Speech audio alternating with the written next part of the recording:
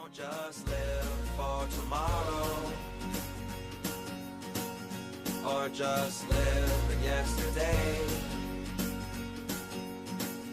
Just be glad for all you have that's in today. Hey everyone, Connie here, and welcome to my blind reaction to My Little Pony Friendship is Magic, Season 8, Episode 20. So yeah, this is another one that was released way early. A lot of episodes have been getting released really early. So if you haven't seen my reaction to Episode 19, which was also released very early, I would definitely suggest checking that out. But I will say right off the bat, it is Tuesday the 21st of August that I am recording this reaction. Because it came out, again, very early. You are not seeing this until almost 3 weeks later on September 8th. Yeah, almost 3 weeks. On September 8th. And it's insane how early this came out, but I have to record it now to avoid spoilers and everything. I will say off the bat, I know nothing about this episode. I know nothing about what's to come.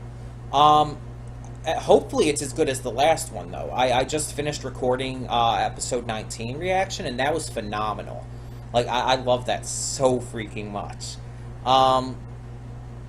But I'm really hoping that this is another really great one. But I don't know. It might be, it might not be. Either way, I'm really excited to find out. I'm really excited to see what this has to offer. And I hope for the best, as always. I got really nothing else to say, though. So, let's just get on with it. So when the screen fades to black, pause this redirect and go to the description below. Follow the link to the reaction, and after you watch it, come back here to the redirect and resume play. Because after it fades to black and then fades back in, everything from that point forward will be my afterthoughts and will contain spoilers to the episode. So that being said, thank you so much for tuning in, and I will see you at the reaction. Okay, and we are back, and we'll begin with spoilers in 3, 2, 1, now. So, we have another good episode. I wouldn't say this was as good as the last one, episode 19, but pretty darn good. I really enjoyed this. One, Lightning Dust is back, and I've been wanting to see her again for a long time. A lot of people have. She only had the one appearance before in Wonderbolt's Academy, and it's like, it's been so long. All of these other characters have returned, and it's been great, and we've wanted to see her be one of them.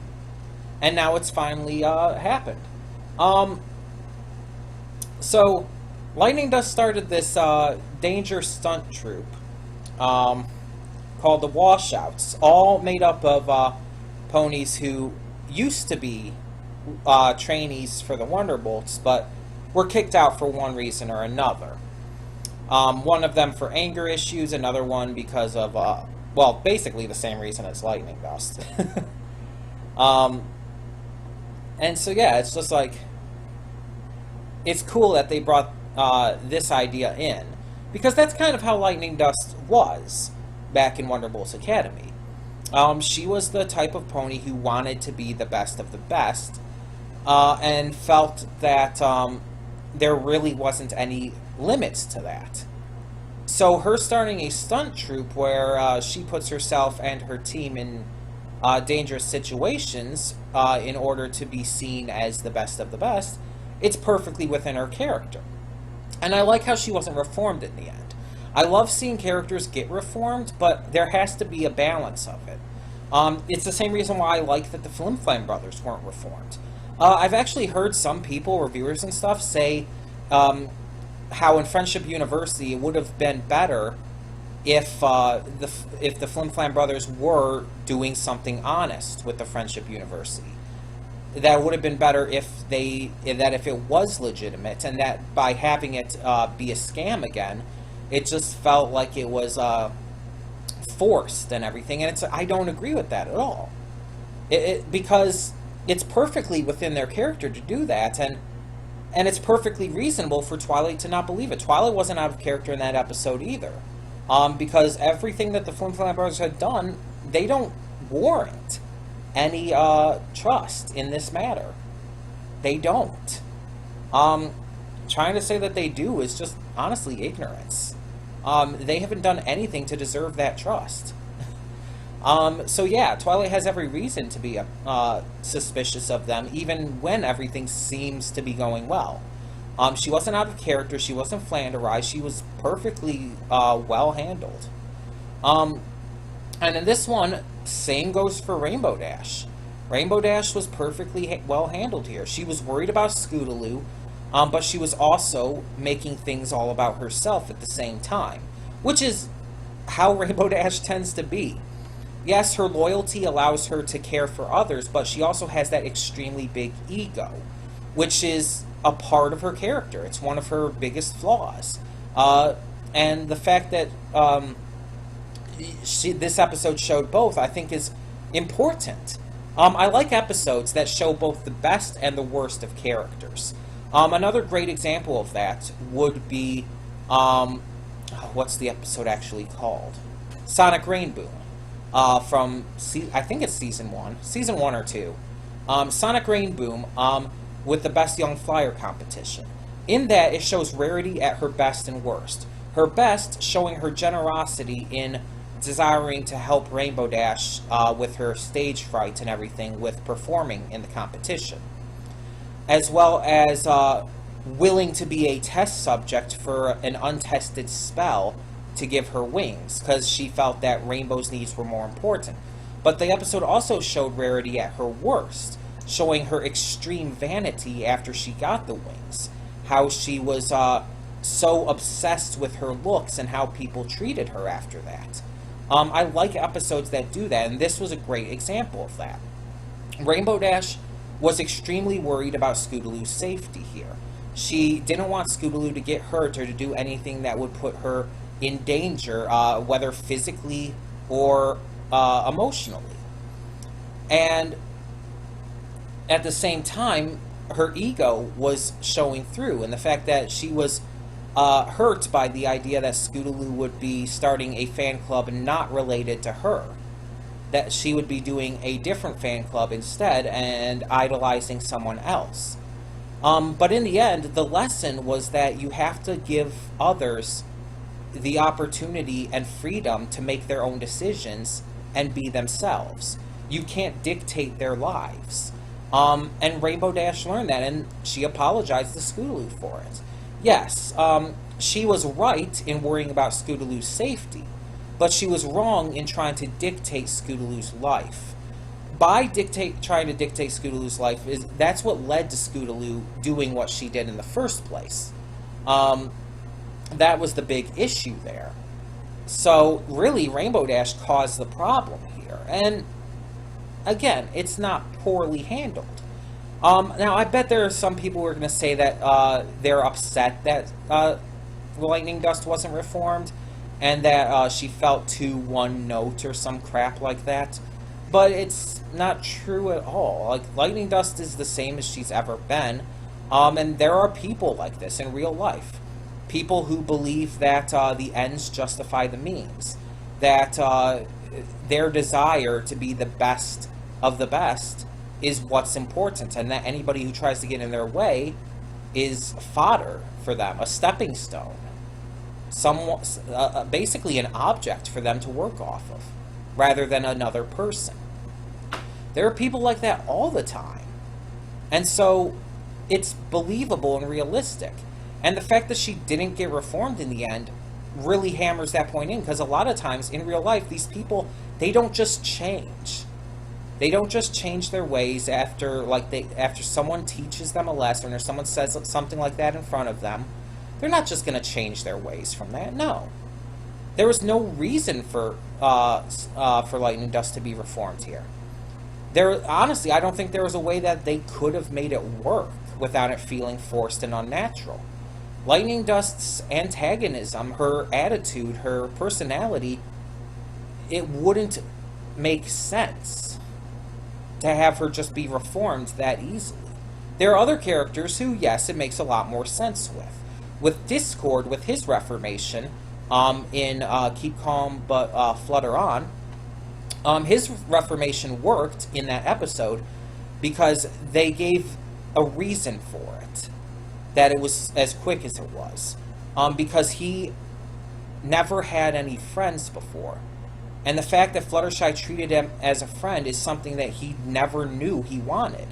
He was still acting very antagonistic, but at the same time, the friendship that he was being shown ended up meaning more to him. Now, you could say they could have done something like that with Lightning Dust, but Lightning Dust's personality is a lot more aggressive. Discord was more of a trickster. Someone who just liked causing chaos and messing around with ponies and whatnot. He wasn't super antagonistic. He really wasn't, when you think about it. I think the only time he was ever really antagonistic was with his actions when Tyrek got to him in the Season 4 finale. I feel that was the only time where he was really that bad. And that was only his actions towards capturing the main six and helping Tyrek and whatnot. I feel that's his own... And then, I mean, outside of that, of course, he has been pretty antagonistic in some episodes where he's supposed to be a good guy. But that's just poor writing and horrible handling of his character. That's prevalent in most of his episodes, so, yeah. I'm not going to get into all of the Discord hate. I've talked about that enough, and this episode isn't focused on that. The point I'm trying to make here is that Lightning Dust not getting reformed is honestly, I think, for the better. Because if she got reformed here, I feel like it'd be the Diamond Tiara type thing all over again. Not that Diamond Tiara's redemption was terrible. It was a little bit rushed, but it wasn't terrible. The problem is that after Diamond Tiara's redemption, we haven't seen her again. Diamond Tiara had, like, I think 1, maybe 2 background appearances, but since her redemption, her and Silver Spoon both, they haven't actually appeared in the show in a speaking role. And that's been since the middle of Season 5. That's been 3 seasons now since we've seen Diamond Tiara and Silver Spoon. And that's ridiculous, but that's what I feel like would happen to Lightning Dust if they tried to do the same thing with her. Have her being redeemed here. Or really anytime soon.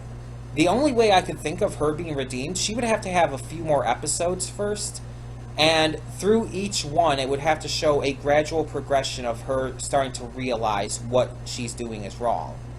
That would be the only way I feel like it would make it work. Kind of like what they did with Pacifica Northwest in Gravity Falls. But the point here is that they have to give you something. You can't just redeem everyone right away, like right off the bat. I mean, heck, Starlight's redemption didn't happen right away. She stayed a villain and ran away, and then she came back and did some more horrible stuff. She only became a villain, or she only became redeemed in the end because basically her and Twilight were at a stalemate. If we're being honest here. So yeah, it's just, the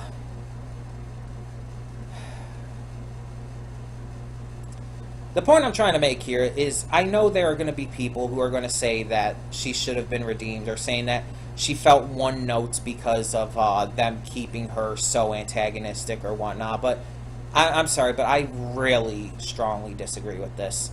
Lightning Dust was, in my opinion, fantastically handled here. She was everything I wanted her to be for a return. So, yeah, I'm all good. Overall, this episode was really fun and enjoyable, and I liked the conflict. I feel like this would have been a great episode, though, to introduce Scootaloo's family. Now, the chapter books, I believe it's the chapter books. Yeah, it's the chapter books. They have it said that Scootaloo's parents are always away, and that she's usually being watched by her 2 aunts who are confirmed to be together. Auntie Holiday, or no, it's Aunt Lofty and Aunt Lofty and Auntie Holiday. They're actually a couple. And I think even if you didn't like explicitly say they were, I think they could have shown up. They could have had an appearance in the episode. I think this would have been a great episode to have that. Now, the last thing I do want to mention, this episode did touch on Scootaloo's inability to fly. She did say in bit of a rage at Rainbow Dash that she can't fly, and it's like, she can't. But some people are going to be using that to say that she's still an allegory for handicapped people. And I still don't see it.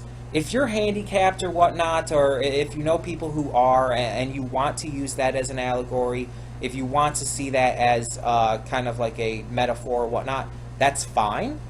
Please do so. But I personally cannot, because I do not believe that she is permanently unable to fly.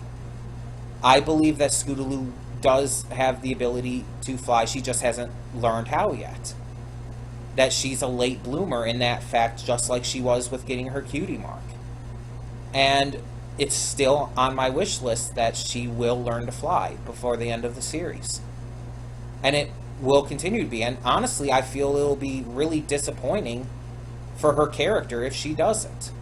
But that's just me. I'm not going to get too much into that, but I know that will be something that will be brought up, because they did make a point of saying that she can't fly in this episode. Either way, I really enjoyed it, and I'd love to hear what you think. There was some pretty controversial stuff I mentioned in here, but just keep in mind that this is all my viewpoint on it. Tell me yours. Let me know what you thought of this episode, of Lightning Dust, of Scootaloo and flying, of all of that stuff. Tell me in the comments below, and thank you so much for tuning in. I'm Connie, and I'm signing off. See y'all next time. And though you've come through many obstacles, shed tears along the way, you're still standing, live, love, laugh.